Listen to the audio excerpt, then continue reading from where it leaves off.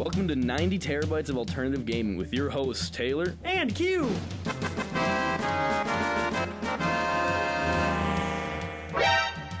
Nuclear launch detected. 90 Terabytes of Alternative Gaming does not represent the views of WWSP, 90 FM, or the University of Wisconsin school system. The views expressed and the information given in this broadcast can be used at the sole risk of the listener.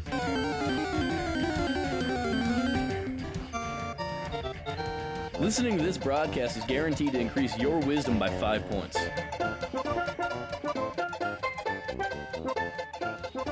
The Enrichment Center is required to remind you that you will be baked, and then there will be cake.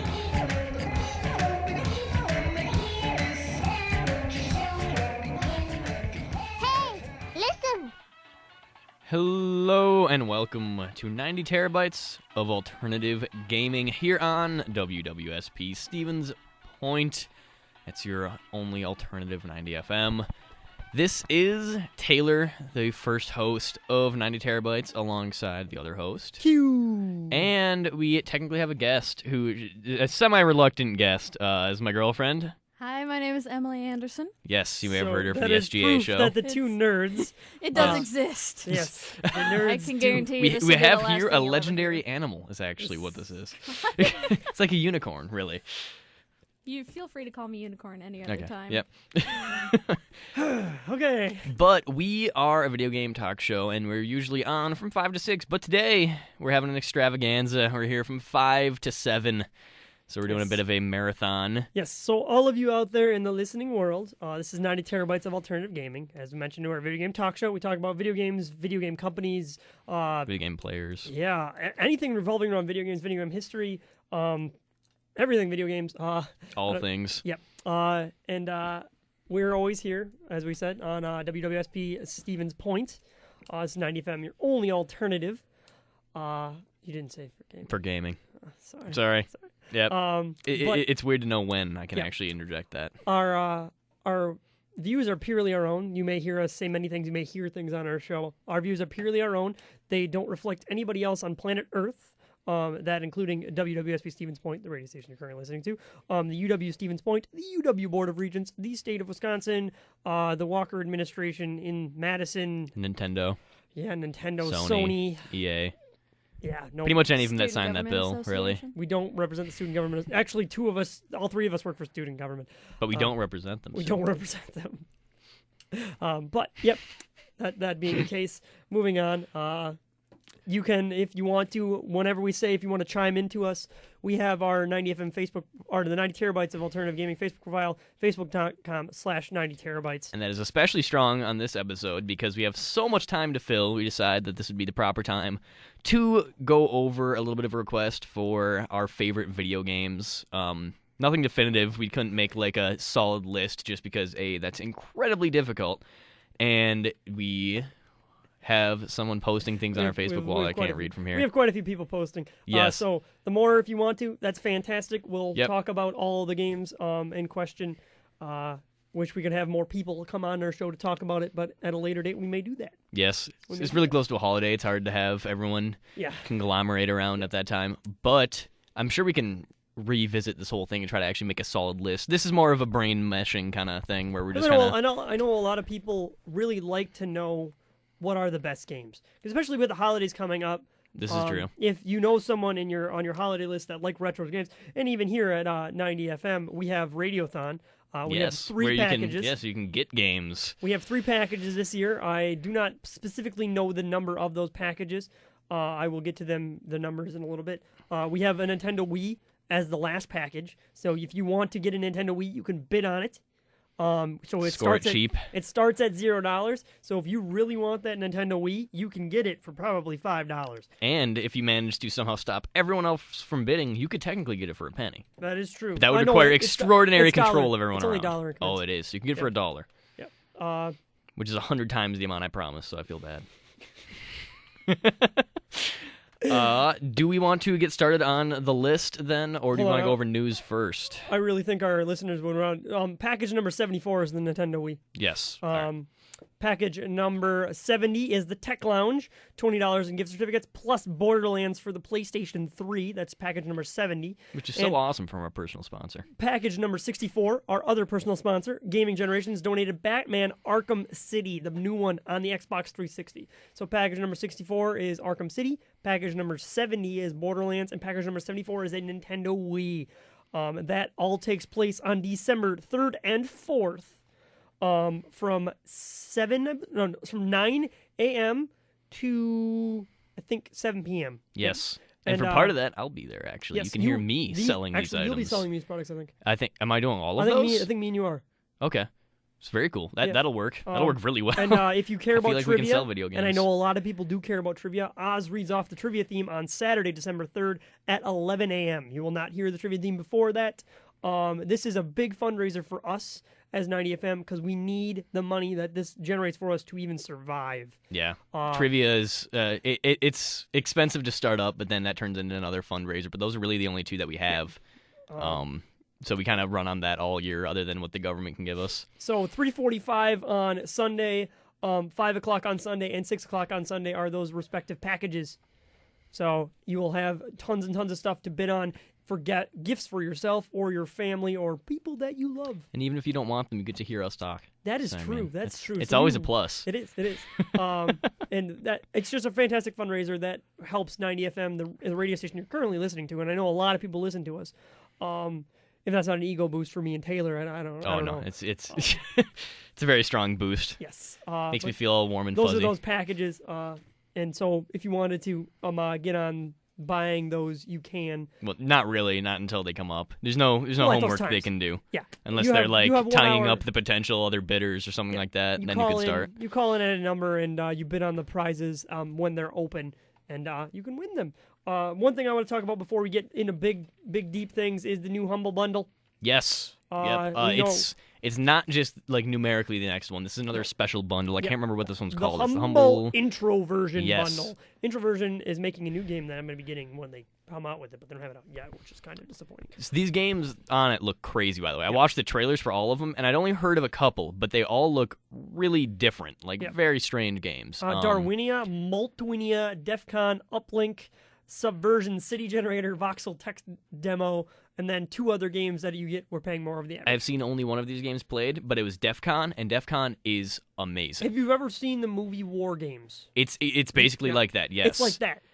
It is nuclear holocaust happening. It's if the Cold War went hot is essentially the entire premise of this RTS. War. Yeah. It's really cool. It's really cool. Nukes just fly all over the place, and it's basically it's almost scary because it's portrayed really simplistically, like if you were basically just watching it on, just an information feed. Well, then it's the 1970s and 1980s computer screen. It's exactly what you would expect to see it in, and it is basically the end of the world happening. Yep. You play it out, but even if you quote-unquote win, I mean, you see how many people are, being lost all these nukes, and it's just, it's an RTS that leaves you with something, which is pretty cool. Yeah. Another game by Introversion Software up in this package is called Uplink. Players take a role of a hacker for hire, breaking into computer systems and nabbing valuable and secret information. Basically, it's a very, very cool puzzle adventure that takes the action taking place between bits and bytes in cyberspace. Yes. Very cool in that one. Darwinia is a very, very unique game. It's award-winning by lots of things. I've seen it many times. Visually, even, it's very different. It's very original looking. I guess I can't explain it it's like a retro visual game experience. It's kind of like strategy where you'd have a control over a bunch of little guys that are really retro looking. It's really hard to classify, honestly, though. It's got little elements of RTS to it and adventure-y and kind of looks like Tron. Yeah, it's very what's the word? There's a certain name for that type of graphical style, and I cannot think of it. Anyway, there are 2 games that you can get with the package if you were to buy it over the fantastical price of $3.79. You have Aquaria and Crayon Physics Deluxe. Crayon Physics Deluxe has been in a couple packages. Yes. It's a fun game. We reviewed that. It's basically like all those Flash games you play where you draw a line to make the ball get to the end, stuff like that. And Aquaria is a action-adventure game that won a bunch of prizes also. Yep. It deals with art, exploration, and clever mouse gesturing magic system. It looked very much it looked like a more complex version of an underwater Metroid style kind of game. Yep. Like especially with the mouse stuff, it's almost like Okami meets Metroid, I would say. Yeah. Somewhere in that range. The top contributor is not Notch. It is Expired Popsicle with 1,024 fun dollars. Actually, Expired Popsicle's been up there for a while. Yeah, They've been at the top pretty much it's the whole normally time. him and the two fighting for the top. Yep. Is Notch even on there yet? Last No. time I saw, he wasn't there. Yeah. No. Well, he's still probably getting rid of his hangover from Minecon. Yeah, and dealing with all the other things that happened there. We'll talk about that in a little while. Yeah, we'll talk about those a bit. Because Minecon happened and Minecraft was released, we'll talk about it. Yep. And I never thought I would say this, but I haven't played Minecraft since it was released. I've been too busy with Skyrim. Yeah.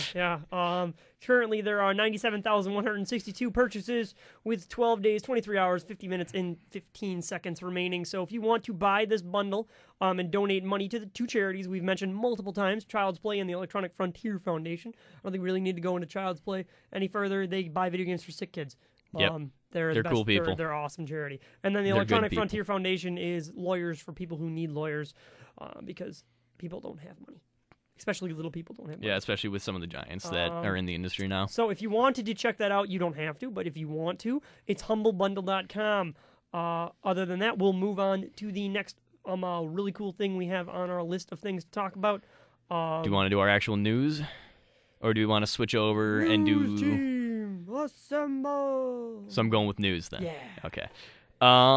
Well, as you mentioned, Minecraft is officially out of beta. It's actually released as a game, and with it came what would be 1.9. All of the 1.9 pre-releases and all that were of the full version.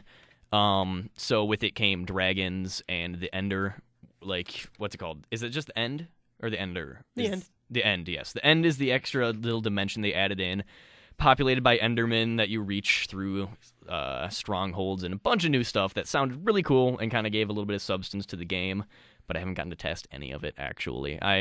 If anyone has, if you guys are still blowing up the Facebook a little bit, that would be a very nice one to hear some actual opinions on. But to celebrate the launch, or to kind of go along with the launch, they did that Minecon, and there was, I guess, a little bit of a fiasco with...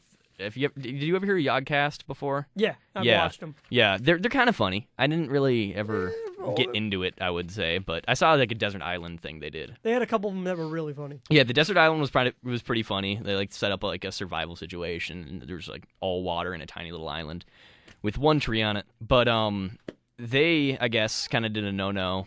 Because apparently Minecon was supposed to be like this PG setting where it was all very family friendly. Yeah, it was very family friendly.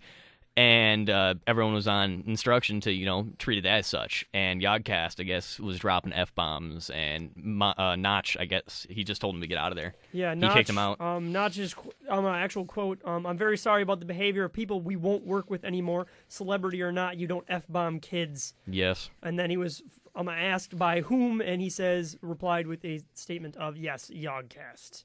Yogcast has 1.2 million YouTube subscribers, so they are not a tiny little organization. Minecraft is a very, very big thing in the world of gaming now, but Yogcast repeatedly insulted people, talked behind their backs, refused to cooperate, and acted like total spoiled divas nonstop, says Notch. They call us a bunch of nerds who don't know how to run a company, and demanded that we pay them to come here. And he paid nobody else. They're popular on YouTube, man. You got to respect them. Man, I'm big in Japan. I'm big in Japan. You don't understand, guys. The internet loves me. You have to take me seriously. Yeah, and I mean, it does really seem that these two or three guys, they're acting like rock stars. Spoiled divas. Yeah, Right- it's just right term there. Not fitting at all. But then again, it's a he said, she said right now. Mm-hmm. Nobody really knows on the end of it. The understanding, it's more of a misunderstanding between two parties. One majority of people say that they had a relationship that was symbiotic between each other, and now they've grown apart because, yeah, I mean, Notch just made a ton of money off this game. I mean, I can't even imagine how much money it has actually accumulated, because 4 million, what some people Enough know? that he's one of the biggest figures in gaming, I mean, out of nowhere. Yeah. And there's funny videos of watching him dance drunk at the Minecon. So if you want to see those, you're more than welcome to. Notch is such an awesome guy. Yeah. But yep, that's basically what it is. It's two British guys, sorry. Yes. Yeah, they're like this like commentary kind of stuff they do. It's I don't even know what I would call it necessarily that they do. It's not quite skit-ish. It's just game casting. I don't know. Gamecasting's It's its own pretty unique. genre. Yeah. Pretty unique. But it's quite unfortunate to see, someone whether or not they did start swearing at a bunch of kids. You don't do that. Yeah. You don't do that because I saw pictures of like 5-year-old kids there. But I mean, also what they're popular for. When I saw their YouTube stuff, I don't think they could do what they do, their little personas or whatever it is that they do, without swearing.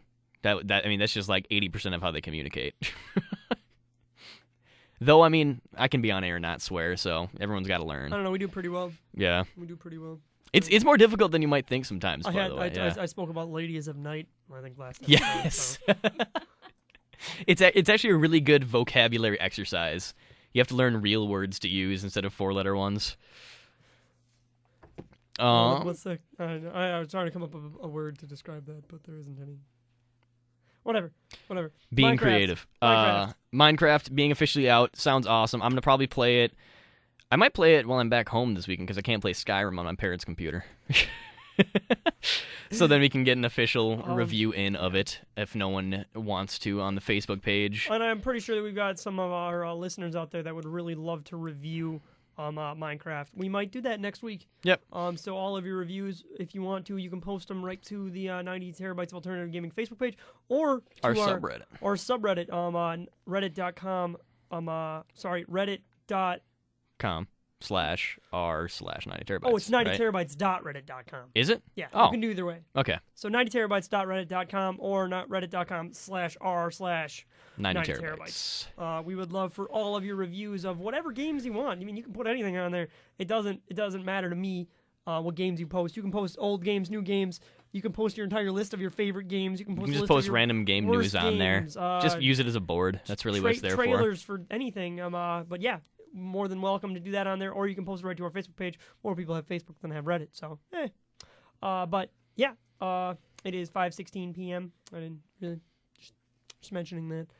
Also buying time. But buying time. Along more news, we're going to mention this Congress thing eventually, but I want to real quick go over one small thing that's kind of cool. We talk about free-to-play stuff all the time, and it's a model that I think is really cool. And I think we briefly mentioned that DC Universe was going free-to-play and that they started seeing a huge surge in players. Well, apparently they've officially stated that they've gotten a 700% increase in daily revenue just from going free-to-play. So they went from a MMO that like nobody really seemed to play at all and into a actually pretty successful game by not costing money, which is really cool. But I haven't tried it out because I'm just not a big MMO fan. But seeing all these nice free-to-play MMOs, first off, might be trouble for any of the remaining RuneScape players because that was like the only reason to play RuneScape. But it's going to be interesting. I might actually have to try a couple of these out. Growing 6% a day, by the way. Mister, I'm stuck into the Wikipedia page over there. Sopa. What is it? I'm ready. We're about our next subject. Oh, okay. We can move to that. This is a pretty small story. Yeah. It was big news on the internet of all places, that place that we live. But Congress recently had a bill put before it. What was the actual title of the bill? Do you have that over there? Stop Online Piracy Act. Yes. It was Bill H.R.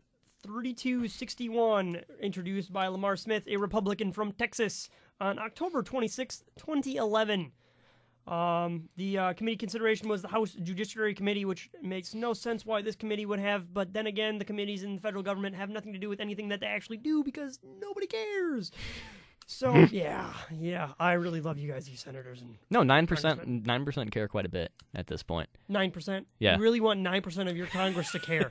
No, it's not 9% of the Congress. 9% of people care about what that Congress is doing. And then I'm going to go on the limb and say 9% of the Congress actually cares. Fair enough. But what the general gist of it was to put restrictions on internet access so that they could try to cull down things like piracy, mostly, I'm assuming torrenting. The bill expands the ability of the U.S. law enforcement and copyright holders to fight online trafficking of copyrighted intellectual property and counterfeit goods. Yeah. Basically, the way it comes across as is it's the main reason that it's been so negative. First off, is the fact that it's an issue that's gotten really old at this point because you can't stop piracy. It's not going to happen. But also, just it's like the first step towards censoring the internet, censoring what you can access, and that's just something that you never want to see because it's control of information. It goes as deep as this. Depending on who requests the court orders, so it could be the copyright holders or the websites or anybody, the Department of Justice, depends who does the court orders. Actions that could include barring online advertising networks and payment facilitators such as PayPal from doing business with infringing websites, barring search engines from linking to such sites, and requiring internet service providers to block access to such sites. The bill would make unauthorized streaming of content a felony. The bill would also give immunity to internet services that voluntarily take action against websites dedicated to infringement. This making liable for damages against the copyright holder who knowingly misrepresents that a website is dedicated to copyright infringement. Meaning YouTube would no longer be in existence. And then Google would be sued by it. PayPal would no longer be able to do anything with, say, eBay by selling something that didn't belong to someone. PayPal has nothing to do with eBay, but PayPal would be in trouble. Yes.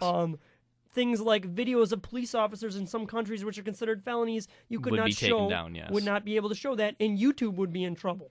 And then, if, say, a human rights organization, and actually a few human rights organizations signed on to the opposition of this bill, take, for instance, Reporters Without Borders, the Electronic Frontier Foundation, the ACLU, and the Human Rights Watch. The Business Software Alliance was a supporter, but it doesn't look like they are anymore. Yeah. Tumblr, Mozilla, Reddit, TechDirt, all these things. You couldn't show any information on these. It would systematically destroy Web 2.0. Yes. And it already got shut down. It already went before. It got tabled, didn't it, or whatever, because someone was threatening pretty much an eternal filibuster on it if it were to happen. But the main thing that ties this into gaming is a very disappointing release that I don't have the whole list here. It's available on a bunch of websites, but a bunch of very large game developers, including EA, Nintendo, Sony, and Epic was on there, Disney was on there, just tons and tons of companies. Google, Yahoo, Facebook, Twitter, Reddit, AOL, LinkedIn, eBay, Mozilla, Wikipedia. Well, no, I'm talking about the other side. Oh, the other side. Yes, the disappointment and the thing that tied it to gaming was all of these huge developers actually backed this bill. And it was just kind of disappointing to see that. Tons and tons. There was a very long list. I would assume they haven't redacted that. Really? Yeah. Well, you got people like the Motion Picture Association of America. These are the supporters. The Recording Industry of America, Macmillan, Netflix, Viacom. Most of the unions of cable, movie, and music industries. Trademark-dependent companies like Nike, L'Oreal, and... Why would Nike and L'Oreal care about this at all? They got money. Pfizer. You can buy Ford. their stuff online. Yes, that's true. Really easily.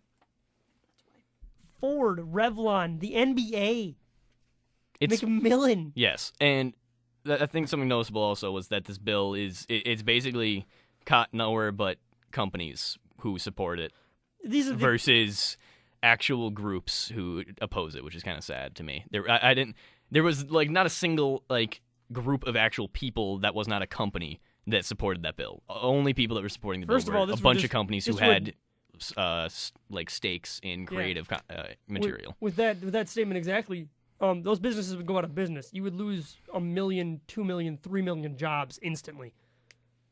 From this act? Internet-based businesses would cease to exist. Well, not entirely for all of them. It's not. No, because that's not what the goal was. But basically, it doesn't matter because it's not passed. Facebook would be live. It doesn't. I just read it. The bill is still open. It's still open? Yeah. Jeez. You post a video on Facebook. Facebook's liable. Yes. Which would mean that Facebook would just put limitations on it. It's not that Facebook would not let you post anything. Exactly. Then. But that's not going to make Facebook disappear. It's not, but it's going to make Facebook lose a lot of employees. Because a lot of their money comes from advertising through other websites. I know, but it's not going to mean that it wouldn't do that because that would just It'd kill Reddit. Not videos. It'd kill Reddit. It hurt Reddit a lot. Companies like that would totally disappear. It would kill Tumblr. Yes. It would kill LinkedIn. Basically, media sharing would crumble, which is the idea of it, really. It was a bill that was there to try to drop down illegal sharing, and because of that, it would just Wikipedia would cease to exist. Wikipedia doesn't have video content at all. It has content belonging to other things. The I'm pretty encyclopedia- sure in order No, to no, no. submit pictures, you actually have to have them as comments What on they Wikipedia. had this happen not that long ago. On Wikipedia, people were posting whole sections of books into the pages. But then they're cited. If they're not No, no, cited, no, they no. get removed.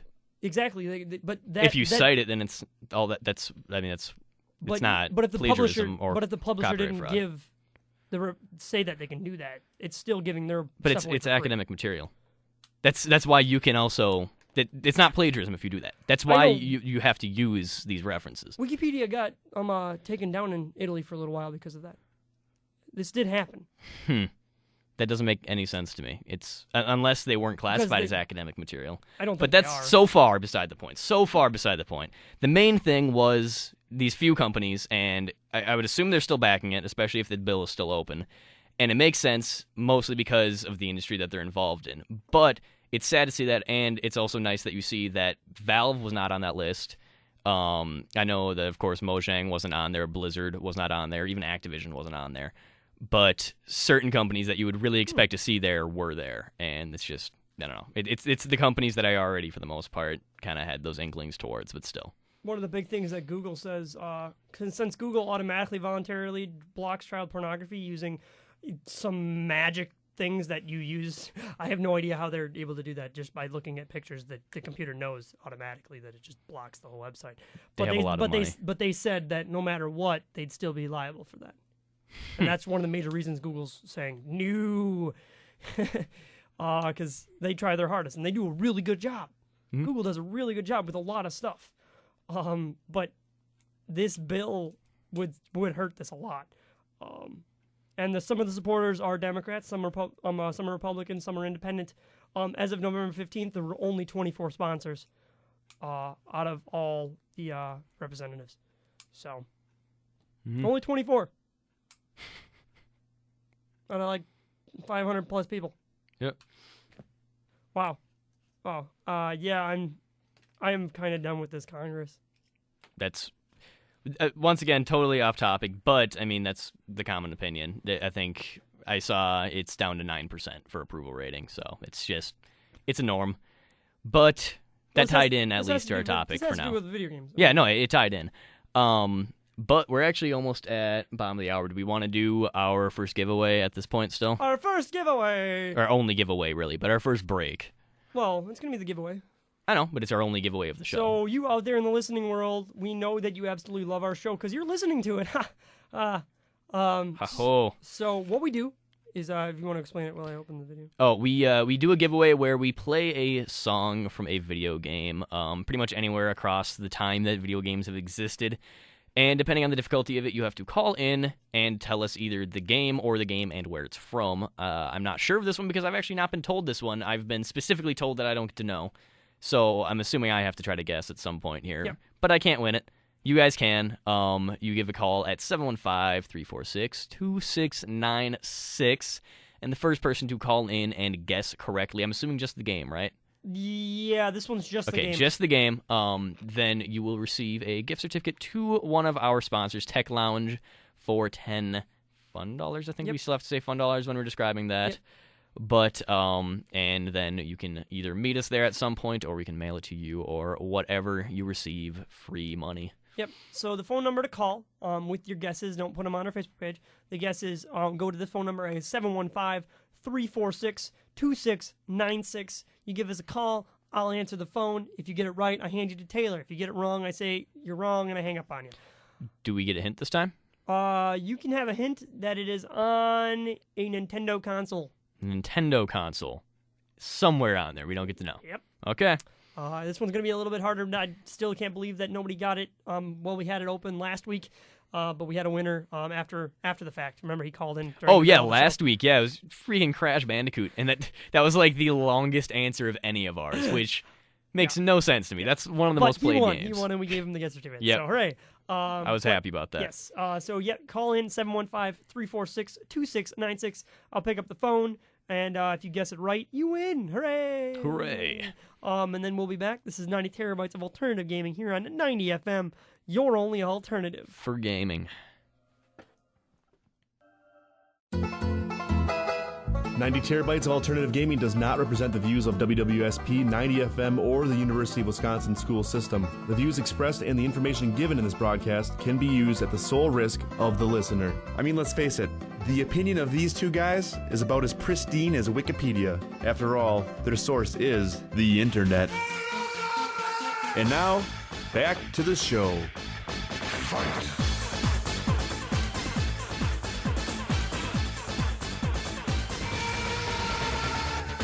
Welcome back to 90 Terabytes of Alternative Gaming. Taylor's mad at me. Yes, I am, because that was the most random song I've heard in a while that we could have picked for that giveaway. I had no idea what it was until he told me. Do you want to do multiple giveaways over the course of this one? Because I really don't think anyone can nail that song. That's a hard... It's like, I have heard that song, and I have played that game, but there's no way I would ever remember that. Do we want to say what it was and then do another giveaway, or do we want to leave this open? You can have another song. Okay, I'll pick the second one then. Yeah, and then I won't get to see it. Okay, I like that idea. Yeah, but what it was then was the final song from Majora's Mask. But I mean, that is like almost masochistically like difficult. You didn't get that? I totally got that. I knew really? That right away. Oh yeah, I figured. Yep, I totally. mean, she just knows more about video games than me, though. Is really I know the main it wasn't reason. the final boss song. Yeah, no, I know. It was the song right. I slightly remember it, but that is a hard song. I would have been insanely impressed with anybody who actually got that. By the way, that would have been like our Rain Man fan, basically, because that would be ungodly if you remembered it. But do we have a name of the song then, or anything? Just is this the 11th hour? Okay, the 11th hour. But Majora's Mask, Legend of Zelda was the name of the game. We'll be doing multiple ones since we're on for approximately forever today. We're currently a quarter of the way through the show for this week. Yes, this is 90 Terabytes Alternative Gaming here on 90 FM, your only alternative. For gaming. But we are a video game news talk show, yada, yada, yada. We probably don't need to do that too much since everyone who's going to tune in has tuned in. As we mentioned before, we're going to be doing our countdown, or at least our initial think tank, over what our favorite games are within certain categories and of all time, because that's been one of the episodes we've been waiting to do for a bit, and we figured this would be a good opportunity for it. Do you think we should just give that a start right about here? Yeah. Yes? All right. Which genre would you like to start with? Well, we'll start off with a smaller one. It's not actually within a specific genre of games, but we're going to start off with something we've talked about a couple times, which is our favorite platform overall. And we talked about it briefly before the show. And while all the classics, like, say, Nintendo and, the original Nintendo, what was it, NES, and the Atari and ColecoVision and all these old games, those were all innovative and awesome. But very much, they're very, I don't measure them as the greatest systems, quote-unquote. I would measure the actual, array of games that came for it to be how you measure this. And because of this, me and Q had a slight discrepancy between PS2 and PS1. Q backing the PS1, me backing a little bit more of the PS2. I didn't really hear most of your argument yet on PS1, actually, Q. No, I want to hear your argument for PlayStation 2 first. I've talked about this a little bit before on here, and it mainly has to do with my affinity for the absurd number of third-party developers that could produce on the PS2. A game to make for the PS2 was a much cheaper proposition, but you still had a substantial game that was being created, and because of that, people could just pop out of nowhere, like random subsidiaries of companies like, say, Clover, who made Okami, and all sorts of, Clover also made Beautiful Joe, and then who did make Katamari? It was a side shot of maybe Capcom, but I don't think Capcom themselves made the game. But all of these smaller companies were allowed to sprout up and make incredibly creative games. You could make insanely big risks with your game, and because of that, you saw a ton of creativity. And when a game flopped, it wasn't a world-ending experience for those who made it. And beforehand, games were too small to really make any huge impact, I think, on any individual. Like, you could play a Nintendo game and have a blast, but it's not going to leave a personal imprint on the person. But on PS3, well, you can do that relatively easy, and Xbox and all current systems, you can still make the impact quite well. It's such an expensive investment, though. You have to put in so much money that if your game flops, you're kind of doomed. So you have to kind of subscribe to whatever is currently popular so you can at least just squeak across and survive the release at the very least. So just totally unheard of games don't really get to happen anymore. So I think PS2, because of that, just kind of had a little bit of a peak of creativity, which is what's the best in gaming. Well, we got to look at it like this. I'm gonna talk about PlayStation 2 right now. PlayStation 2 was released on March 4th, 2000 in Japan, and I believe the United States of America it was launched on. It doesn't say at the top of the page. Okay, I won't worry about that. Our Wikipedia sources are failing us. It was, its primary competitors were the Sega Dreamcast, the Microsoft Xbox, and the Nintendo GameCube. This was the last time you saw 4 consoles in the entire world. Losing Sega was quite unhappy, but... It was one of the few times, too. I mean, there was only really 2 generations that you had that big of a spread. Well, the first generations you had like 16 different things. Yeah, I guess, yeah.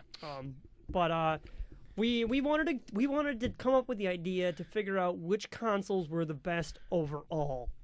Now... I know that leaves out and has a couple people in the old days of Intellivision and etc. Look at it, badly. The reason I didn't pick, and I'm assuming you didn't pick, the initial first 3 generations is because there were so many consoles, and from the next console to the previous one in generations, not that much difference. There wasn't that much difference in the power and the capability of what it was. Now you've got, the initial Nintendo sold a lot. It was very good. But was it better than the systems that were directly related to it in generation number 3? I don't think so. Yeah, I would say no. And also you have to look at the fact that this is a time where we were still learning how to make video games. And because of that, the games that were made were awesome for their time, but we really hadn't perfected the art that much. And that didn't come until later, at which we actually knew how to make a solid video game, and we could actually start tweaking with, the specifics of a game instead. Yeah. And so... we didn't choose any of those first 4 generations of consoles. As much of the contribution as they made to gaming as a whole. And every single console gave a little bit. Yeah, no, literally without them, gaming wouldn't exist naturally because you needed your predecessors. But it's hard to call any individual one of those to be like the greatest. Other than, I guess, if you want to say the greatest retro system, you would have to say Nintendo because that's what brought it in everybody's homes. And it also actually brought out memorable games. There are games sold like crap in the beginning. Yes, it's very true. But it had Rob with it if you got it early on, which was awesome. Rob the robot. Oh, jeez. But you look at it like this. So I picked the first 32-bit 5th generation video game console, and he picked the other 32-bit, the 6th generation console. Yes. There wasn't that totally much difference between the 2 consoles on the basis level in the beginning. The processors and etc. weren't that sky much faster, like they weren't like the limit. Yeah. But they were both fantastic consoles. I'm not taking that either from your point on that because I own both of them. Yeah. I remember the day I got both. So did of I. them. That was my main system back. I used to be a Sony fanboy, but that kind of broke down a little bit at PS3 due to a miserable launch. Yeah, they didn't pull what they needed to do. The PlayStation 1 I got for Christmas from my brother Ben and his then girlfriend Cindy. Thanks, Ben. Thank you. And I remember that quite well. A lot of games on this console for the PlayStation 1, I truly believe is when they started fully putting art into every game they could. The actual concept that video games should be art started transcending into almost all games. Yes. I'll still give that to the PlayStation 2, but I believe it really fully started with this generation in the 5th generation with the Nintendo 64 and the PlayStation 1. But while it's like it's a legitimate argument and all that, we had to push back all of the retro consoles for the reason that they were based on innovation instead of substance. And I think that same thing happened even with PS1 for the most part. You had a lot of innovation and a lot of pretty cool games. But like when I play, there are very few. There are a few, but there are very few PS1 games that if you go back and play now are still awesome. There are tons of PS2 games that I can sit down and still play and have a complete blast with it because they had, as much as they had like visual limitations, they were comfortable in their skin as well. And because of that, those games, even though it's not realistic, it still looks good. It looks like it should. It's something like... It's close to how, say, the masterworks of, like, Mario 64 and, like, Banjo-Kazooie were, but those were rarities at that point. And with PS2, as much as they were kind of rarities, because people were just buckshotting this with games, there were so many games that you had tons and tons of these that stuck out, and I think everybody actually had something for themselves because of that, too. You got a DVD player. Yes, that was very nice. Forgot about that. Yep. Forgot about the DVD player. The first one was also a CD player, but it didn't. I mean, DVDs didn't exist when the PS1 came out. They also allowed homebrew development on the PlayStation 2, which is something you couldn't do on the PlayStation 1. Yeah. Which was a very big thing for especially with the modding community barely starting out at that time. They released a Linux-based operating system for the PlayStation 2. Sony did. They had tons of accessories for the PlayStation 2, which I suppose the PlayStation 1 didn't have. Especially things kind of like the DualShock controller. Yes, DualShock it's such an oddly effective thing. Vibration, you wouldn't think would actually make it, ooh, dirty. All right. But vibration, you wouldn't think would make a difference on a controller. You wouldn't think that would immerse you in a game anymore. But they managed to make it actually be something that was like very well used in your games. Like when something like huge would fall, the controller would shake. And as corny as it seems, that at the time was awesome. And it brought you into the game to at least a small physical extent. You had the iToy, you had the remote control for the DVD player. iToy was kind of a flop, though. Yeah, but they turned it into the PlayStation 3 and the motion control there. But I guess the PlayStation 2, both of them together, both absolutely fantastic consoles. And I don't think we can actually. I'm not going to concede. But. I'm not we don't have to yet. I'm not going to say you lose. Tank. Yes. That's the difference. All right. Is both these consoles are both fantastic, and rating them as such as fantastic is still fantastic. We could do this democratically and just have, or each of us have a favorite, and then have Facebook decide for the most part. Yeah. This could also be just a favorites. Like this just happens to be like I said, your favorite. it's the think tank. It's the think tank. It's the think tank. But most definitely, I would say then my personal favorite in the platform category would be PS2 on its own. And I want to go PlayStation 1. And I'm assuming other people would pick a different one every single time. You know what? I think I know multiple people who would say Dreamcast was one of the best, and I would almost agree with them. But you just didn't. I never played it. It never got popular enough to have a ton of great games. There were some really fun games for it, and it was a well-made console, but they just kind of fizzled. Yeah. They didn't put enough into it because I don't think Sega was making enough money to do it. Mm-hmm. Well, it wasn't only that they weren't making enough money, but it was such an expensive console to make. It was such a nice console for the time. I mean, there were all these they put in just the most absurd things. Wasn't there a little LCD screen inside the controllers? It was the memory card. You plugged the memory card into the controller, and then there was a window where you saw the screen on your memory card, and you could take that out then and play little mini games on your memory card. Like, you could take your Chow from, like, Sonic Adventure and put it on there and then walk around with it and, like, play a little Pokemon-like game. And there's just tons of really crazy things you would never expect from a console that early. But I don't think they employed any of them well enough. They didn't have enough games overall, and they just kind of failed. Yep. All right, the first category of actual games, then, that we're going to go over is one that I think, I don't know how much outside of the base, like, the Elder Scrolls series you went into RPGs. But RPGs was always kind of my childhood favorite in terms of games. So that was one of the ones that I thought would be very fun to do. And then we naturally had to add Skyrim to the top right away because Skyrim is absolutely amazing. Possibly one of my favorite games right now. We'll see if it ever kind of gets old, but it's kind of hard for it to get old. It's a pretty amazing game. And then I personally brought up, Q, you haven't played either of these, right? Chrono Trigger and Chrono Cross.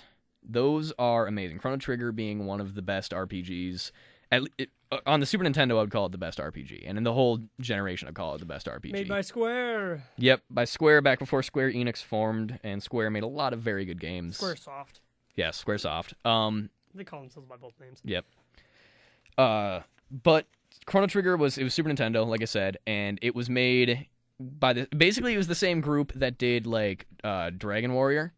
So it had the same art style as well, to an extent. It had the guy who did Dragon Ball Z. I can never remember his name, but he did Dragon Ball Z, he did Dragon Warrior, he did a ton of things.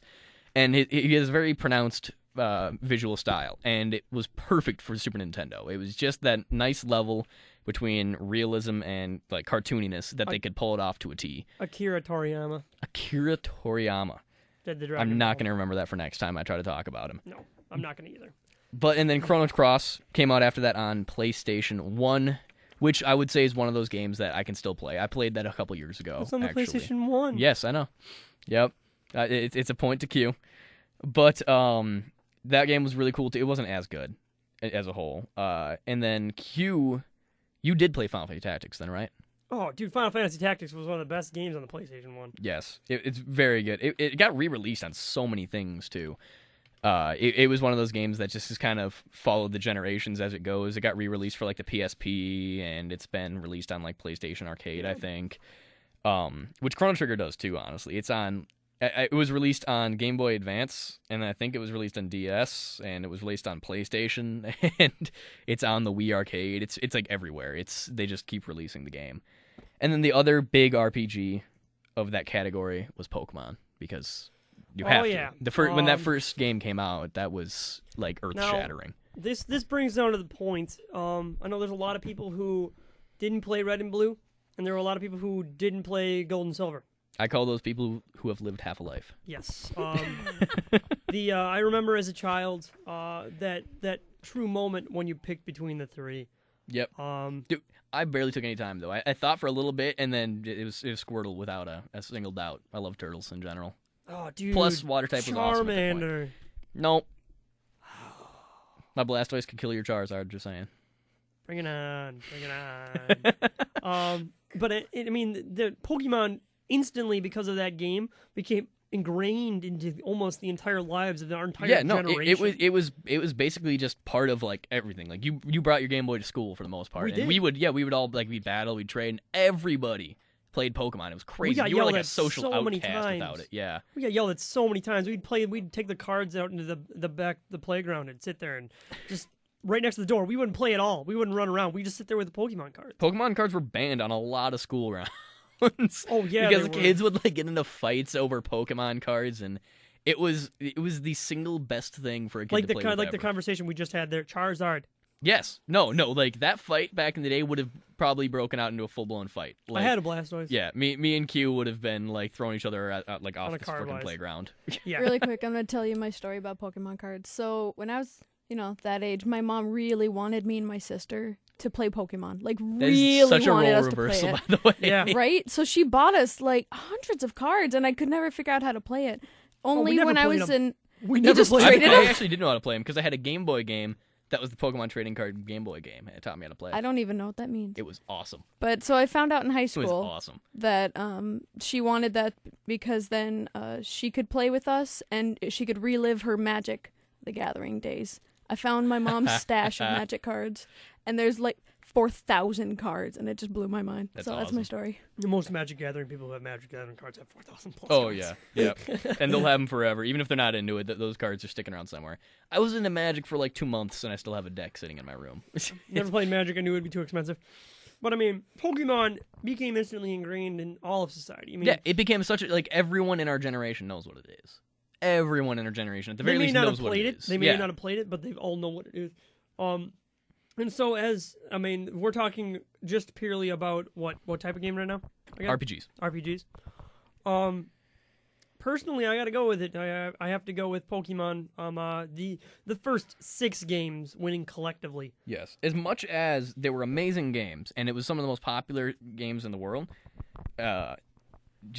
popularity isn't necessarily the only way to measure the quality of a game, and I would say they did a great job of marketing towards kids. They marketed towards us to a T, because it was competitive, and it was an almost unreachable goal that every kid was going after, and they just did it perfectly. But Chrono Trigger was, like, I played that late. I did not play that when it was released, and the first time I played it, I was amazed. Like, that game could literally take your breath away in certain times, and for a game with such visual limitations to stay that powerful for that long, you have something that it's a mastercraft, and I have to put that at the top for myself. Listener Chris Ramlow also mentions Pokemon Crystal for the list of RPGs. There were a few other RPGs on there too. Yeah, I see BioShock. Yes, BioShock. It was like Fusion though, which it was cool. That was one of the first real FPS/RPG like fusions, and that's something that actually exists Golden Sun. relatively commonly. Golden Sun's an RPG. Yes, I did. I played those. Those were spectacular. Actually, the first one, and then it was like Lost. Oh, what was the second one called? It's Golden Sun. You played as like the other characters from it, but it was pretty cool. They were both pretty strongly made games. What category do we put Mario 64 under? Mario 64, it's a platformer. Okay. It was the end of the platformers, though. Like N64 kind of hosted the greats of the very end of platforming. Yeah. Which actually is the next category if you want to switch to that. Yeah, I'm looking through all the list of We'll make sure we didn't miss any RPGs because it's so easy to miss a game Fallout when you're trying to 3, think of them all. Neverwinter Nights. Yes, Neverwinter Nights was spectacular. Neverwinter Nights 2 I thought was actually better though. I don't think I ever played Neverwinter Nights 2. I Yep. remember begging my mom to buy me that $60 video game. I got it for free from my brother. It took a while, but I eventually got it. I think I might go back and play that again. Yeah. I mean, I'm a guest Ian Polson. Is the Neverwinter Nights vote, and Chris Ramlow did the vote for Pokemon Crystal and Golden Sun and Fire Emblem and Bioshock. Yep. So that is RPGs for now. Yep. If we ever revisit to do actual numbers, we'll probably use something from those pools and try to do some form of democracy, I would assume. Eventually. Yes. But the next category, as was previously mentioned, is platformers. Q put this at the top, and I remember playing a demo for the first one, and it was a blast. But I never got to play this one. But you talk about it all the time. Toomba 2? Borrow it. Toomba 2? Yes. Yep. Basically, it was about like a caveman with giant pink hair. Yep. Toomba. And you like jumped on stuff and ate it. It's a very beautiful game, very beautifully written, very deep story, very absurd story. It was absolutely ridiculous from what I saw. It was so much fun because you live character in a brightly happy colored world that is dark, and you have to save it to make it happy. Both games, number 1 and number 2. Number 2 was The Evil Swine Returns. Both beautifully made games. The company that made them sadly went out of business and was absorbed by a couple other companies.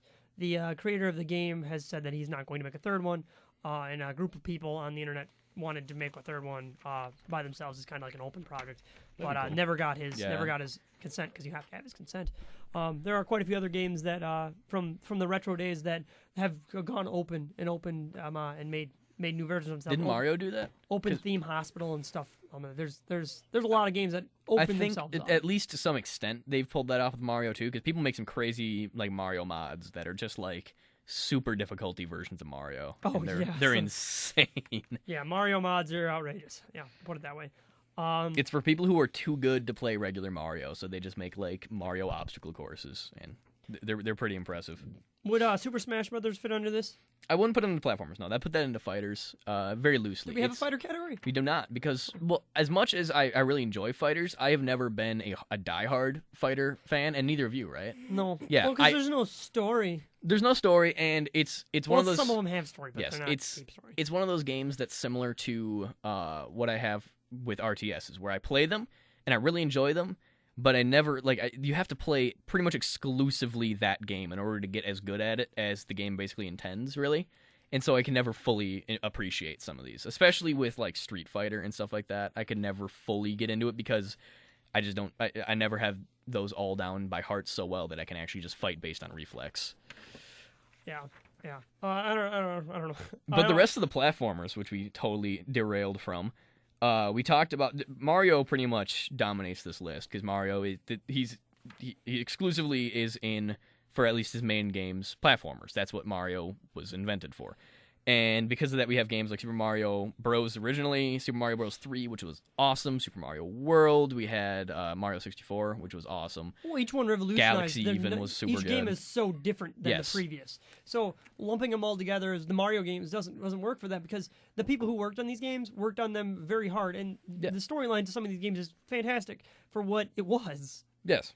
And they did a great job of being accessible. Anyone can learn how to play a Mario game. Anybody. Like you can teach your 2-year-old if you want. I mean, you got like Mario 64, and one of our listeners on the Facebook.com/90terabytes page stated he did not like Mario 64. I don't hear that very often. Any specific reasons? He didn't list any reasons, and I can't mention his name since he didn't say I can mention his name.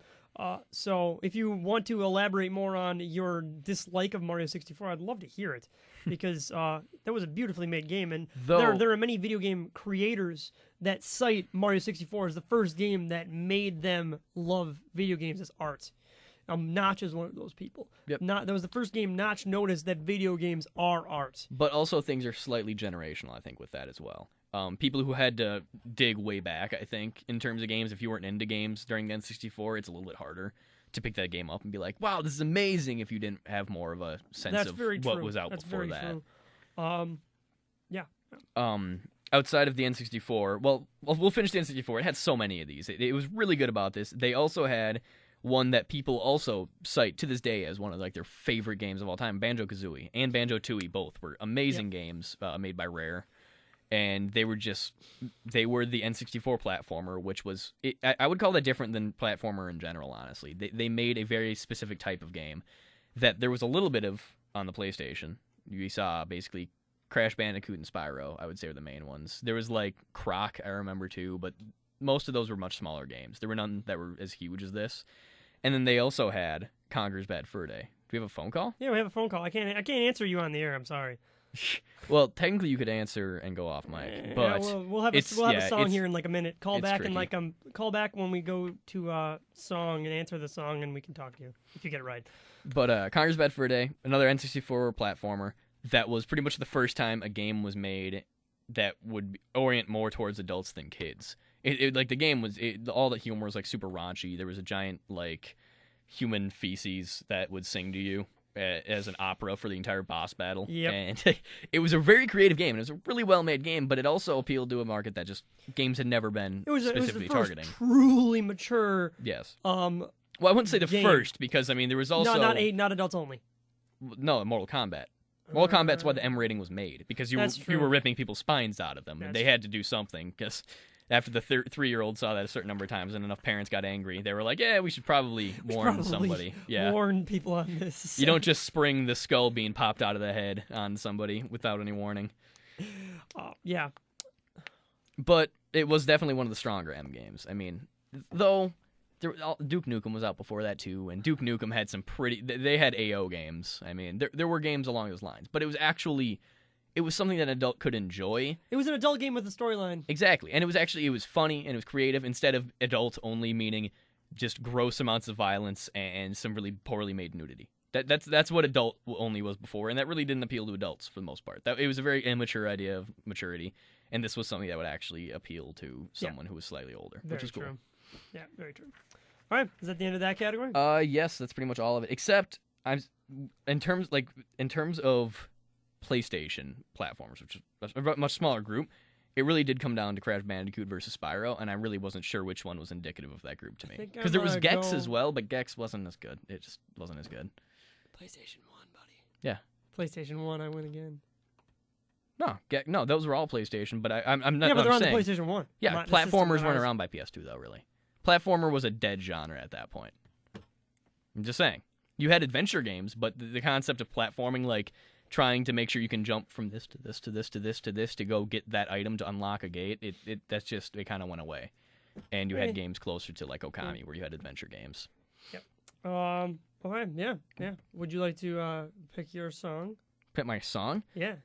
Yes, but you're gonna have to talk while I pick a song then. No, I know. I was just gonna play the 2 ads we need to play for our 2 fantastic sponsors. We'll do that. Here, this is 90 Terabytes of Alternative Gaming here on 90 FM, your only alternative. Basically, what we're gonna do this time around is that we're gonna play the song again, a different song. This one I'm not gonna know, and it's gonna be fairly hard or fairly easy.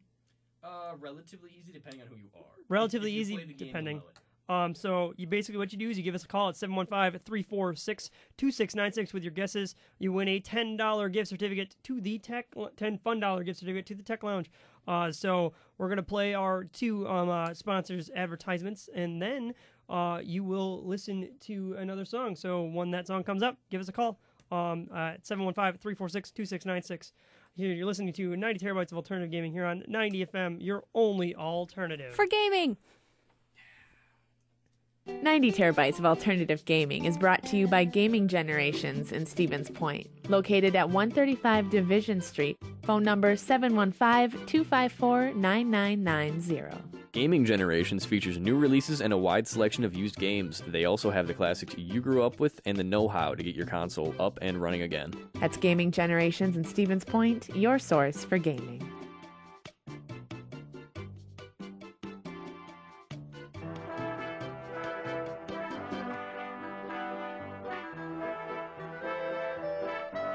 90 terabytes of alternative gaming is brought to you by The Tech Lounge, offering the world's best next-generation and retro game systems, along with great-tasting Fairtrades coffee, espresso, jet smoothies, and energy drinks. Open Tuesday through Saturday, noon to midnight, Sunday, 2 p.m. till 10, and closed on Monday. Located at 1036 Main Street in downtown Stevens Point. Visit them at the web at www.techloungesp.com. The Tech Lounge, where the future is yesterday.